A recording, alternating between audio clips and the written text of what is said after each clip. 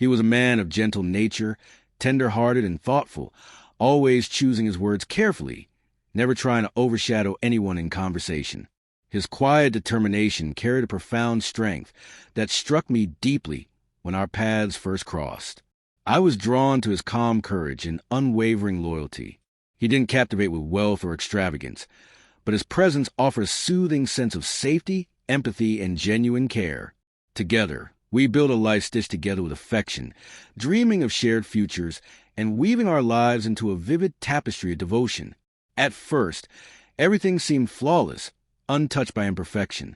But as time passed, an insistent yearning for something more thrilling began to stir within me. Perhaps it was a monotony of routine. Or maybe I started to take for granted the constancy of his care. What had once felt like a precious blessing, his attentiveness, gradually seemed ordinary. Instead of valuing peace, I craved intensity, choosing fervor over serenity.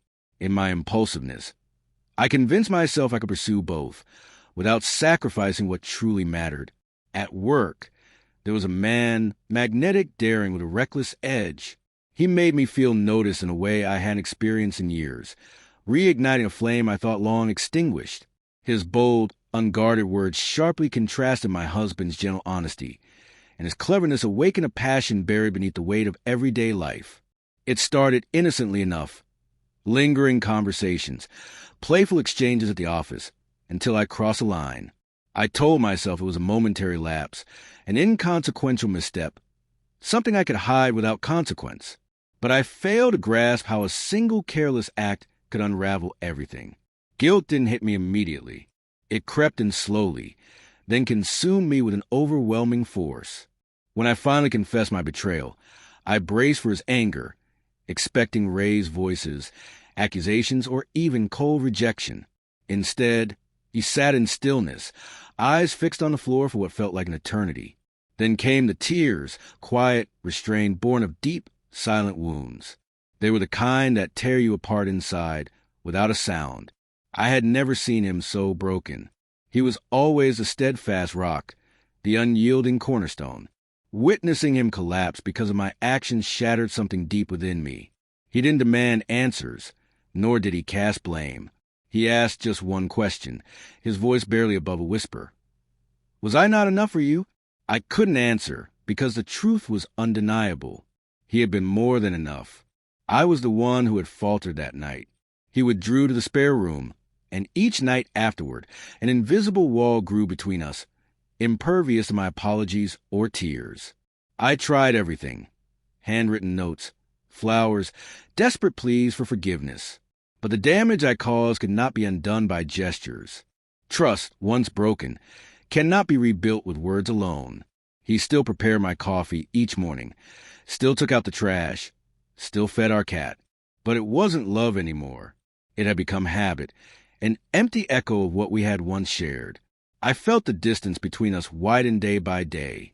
He grieved, not just my betrayal, but the version of us that had vanished. I had no right to rush his healing. Months passed, and though he still wore his wedding ring, it no longer symbolized hope. It served as a reminder of what had been destroyed. I watched the man I loved drift further away, his warmth replaced by quiet detachment.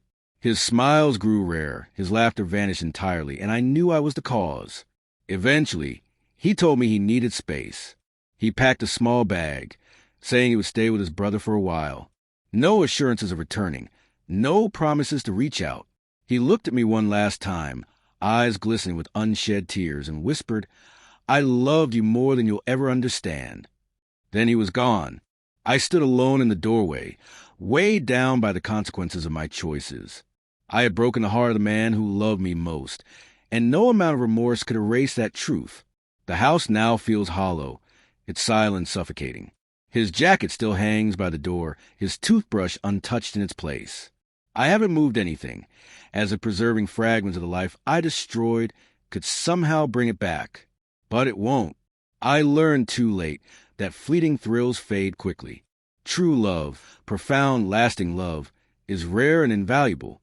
When you have it, you nurture it, not exchange it for a spark that burns out by dawn. I destroyed something sacred, and I may spend the rest of my life seeking forgiveness for myself. He didn't deserve the pain I caused, the betrayal I inflicted, or to witness his own heartbreak because of the woman he trusted most.